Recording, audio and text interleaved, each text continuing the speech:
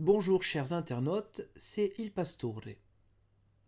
Voyons ensemble une déclaration commune du pape Paul VI et du patriarche écuménique Athénagoras Ier. C'est la troisième déclaration commune. Après janvier 64, décembre 65, voici Rome le 28 octobre 1967. Le pape Paul VI et le patriarche écuménique Athénagoras Ier rendent grâce dans l'Esprit Saint à Dieu, auteur et consommateur de toute œuvre bonne, de ce qui leur a permis de se rencontrer encore une fois dans la sainte ville de Rome, afin de prier ensemble avec les évêques du synode de l'Église catholique romaine et avec le peuple fidèle de cette ville, de se saluer l'un l'autre d'un baiser de paix et de s'entretenir dans un esprit de charité et de franchise fraternelle. Donc vous voyez le contexte, le synode, c'est, je pense, le premier synode des évêques qui a été instauré d'ailleurs par Paul VI lui-même, qui permet que, non pas l'ensemble bien sûr des évêques, ça c'est lors d'un concile, mais une partie des évêques catholiques romains du monde entier se rencontrent à échéance régulière sur un thème particulier pour travailler sur une question. Moment important. Ce texte-là, vous le trouvez aussi en français dans le lien qui est juste en dessous de cette vidéo, ainsi que d'autres liens utiles. Je reprends.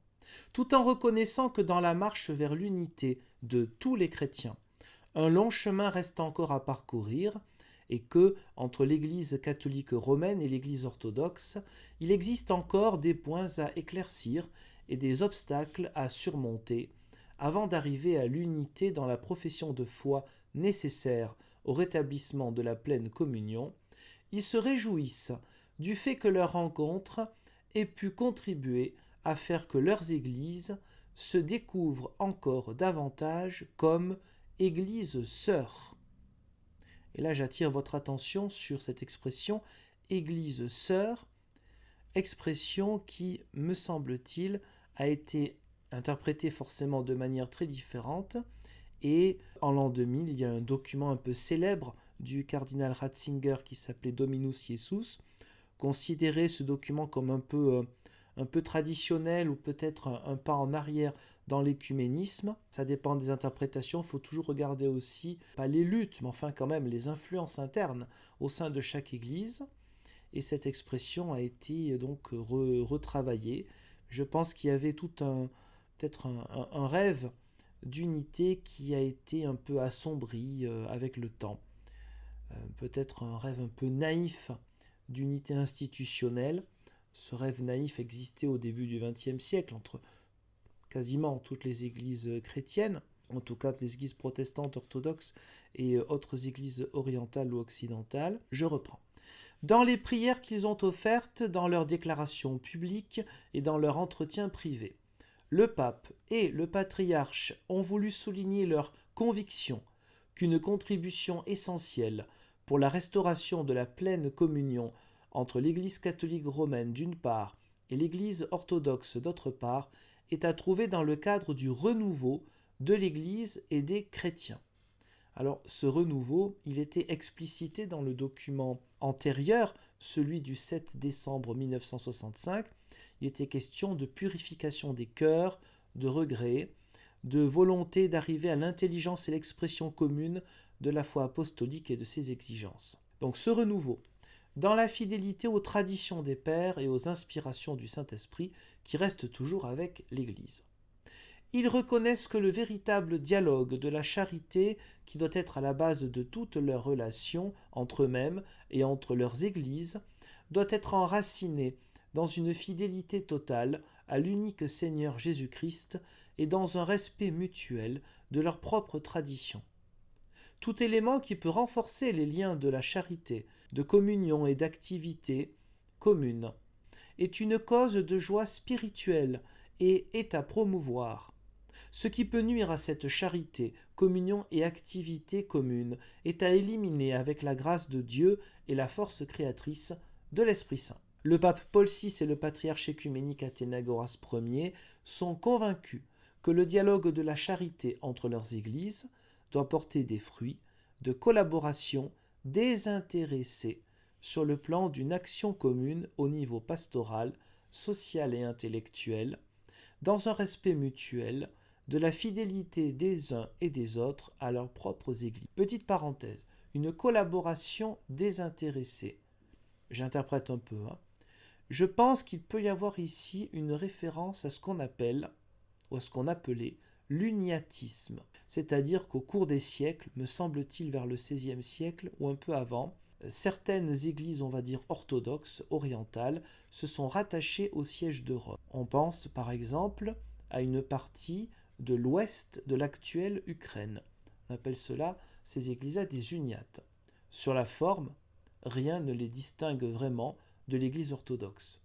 Même liturgie, même langues anciennes, et la possibilité pour un homme marié d'être ordonné prêtre. Mais ce sont des églises en fait qui sont dans l'église catholique romaine, avec un code aussi, un code spécial pour eux, un code de droit canonique spécial pour eux qui, me semble-t-il, a été publié en 1990, le code des églises orientales.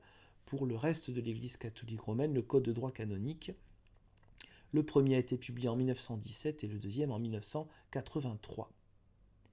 Donc désintéressé, l'uniatisme, c'est-à-dire le fait qu'à un moment, peut-être pour des raisons politiques, une branche de l'orthodoxie a été rattachée, oserais-je dire mangée, je ne sais pas, je ne connais pas cette histoire. Dans tous les cas, il ne faut plus utiliser cette idée d'uniatisme, c'est-à-dire de prendre une partie de l'Église orthodoxe, de la rattacher à Rome. Ce n'est pas de l'écuménisme, ça c'est une forme de prosélytisme. Et cela a été condamné avec les dialogues écuméniques, et je vous cite un extrait de l'adresse du pape François à la délégation du patriarcat orthodoxe de Moscou, lors d'une audience à la salle Paul VI, c'est une salle immense au Vatican, le mercredi 30 mai 2018, je cite, « Et quand un fidèle catholique, laïc, prêtre ou évêque, brandit la bannière de l'uniatisme qui ne fonctionne plus, qui est terminé, pour moi c'est aussi une souffrance. Il faut respecter les églises qui sont unies à Rome, donc les églises uniates, mais l'uniatisme comme chemin d'unité aujourd'hui ne fonctionne pas. » Donc on a là une confirmation, 50 ans après, de cette condamnation, me semble-t-il, là encore un petit peu implicite, de l'uniatisme. Je poursuis notre texte. Il souhaite, donc le patriarche et le pape, il souhaite que des contacts réguliers et profonds puissent se faire entre pasteurs catholiques et pasteurs orthodoxes pour le bien de leurs fidèles. L'Église catholique romaine et le patriarcat œcuménique sont prêts à étudier les manières concrètes de résoudre les problèmes pastoraux, surtout en ce qui concerne les mariages entre catholiques et orthodoxes. Oui, nous sommes en 1967, soit 2 ans après la clôture du Concile Vatican II. Au cours de ce concile, pour ce qui est en tout cas des représentants des églises protestantes et anglicanes, la question des mariages dits mixtes a été souvent soulevée, avec beaucoup d'émotion, car c'était de véritables drames dans les familles à cette époque-là. Et j'imagine aussi, je n'ai pas travaillé la question, que du côté des délégués, des représentants des églises orthodoxes et orientales, cette même question a dû surgir. Donc il était important de rappeler cela encore en 1967, même si déjà en 1966, un texte important de la curie romaine a été publié sur la question des mariages mixtes, qui a déjà été un début d'ouverture pour plus de facilité au niveau liturgique, au moment des célébrations de bénédiction des mariés entre chrétiens d'églises différentes. Je reprends. Il souhaite une meilleure collaboration dans les œuvres de charité pour aider les réfugiés et ceux qui souffrent, et pour promouvoir la justice et la paix dans le monde. Donc là, 2 mots. Un qui est un petit peu ancien maintenant. Charité est devenu un mot connoté. Faire la charité, c'est être condescendant. Bien sûr, à cette époque-là, pas du tout. Charité, caritas en latin, charis, la grâce en grec, c'est-à-dire le don, le cadeau, l'amour gratuit, le don de soi, et non pas être condescendant et donner 3 centimes à quelqu'un qui en aurait besoin. Par contre, pour ce qui est du mot réfugié, vous voyez que bien on n'a pas inventé l'eau tiède, malheureusement. À cette époque-là, comme 20 ans avant, déjà après la fin de la Seconde Guerre mondiale et les millions de réfugiés à l'Est, et aujourd'hui, bien sûr, toujours à l'Est ou dans d'autres continents, et aussi dans les Amériques, hein, pas simplement entre l'Afrique et l'Europe, la question des réfugiés est une question qui est récurrente pour diverses raisons de guerre, de persécution, des conditions aussi climatiques, etc. Donc vous voyez que la question des réfugiés n'est pas d'aujourd'hui et que le message des églises ne varie pas non plus. Ensuite, à ceux qui se disent chrétiens, à ceux qui se proclament chrétiens, eh bien, d'aller dans le sens de l'évangile. Je poursuis.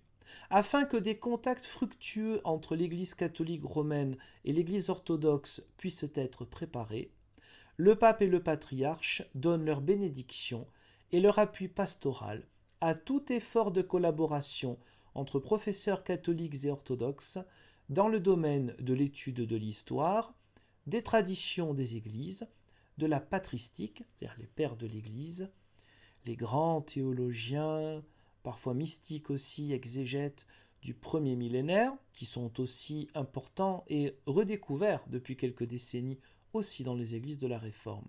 Je reprends. De la liturgie et d'une présentation de l'Évangile qui correspondent à la fois au message authentique du Seigneur et aux besoins et aux espérances du monde d'aujourd'hui. L'esprit qui doit animer ces efforts est un esprit de loyauté à la vérité et de compréhension mutuelle, dans le désir effectif d'éviter les rancunes du passé et toute espèce de domination spirituelle ou intellectuelle. Paul VI et Athénagoras Ier rappellent aux autorités des nations et à tous les peuples du monde la soif de paix et de justice qui se trouve dans le cœur des hommes. Au nom du Seigneur, il les implore de chercher tout moyen pour promouvoir cette paix à cette justice dans tous les pays du monde. Rome, 28 octobre 1967. Bien sûr, la question de la paix, vous imaginez, était fort importante à l'époque des deux blocs, le bloc soviétique et ses satellites du pacte de Varsovie et le bloc de l'OTAN. Puis en 1967 était la période de Brejnev, qui n'était pas particulièrement un comique, un marrant, contrairement à son prédécesseur Khrouchtchev. Je vous remercie pour le visionnage de cette vidéo et je vous dis, Dieu voulant, à une prochaine pour d'autres textes partagés, particulièrement ces textes écuméniques qui font partie non seulement de l'histoire du christianisme, mais qui doivent nous être rappelés, non seulement pour notre connaissance, mais pour notre engagement les uns avec les autres, pour la gloire de Dieu, le salut du monde, pour la sauvegarde de la création, pour le calme, le discernement, une vision d'avenir à une époque où on entend, on réentend des discours particulièrement extrêmes, des débats stériles et beaucoup de médiocrité. Je vous remercie. Au revoir.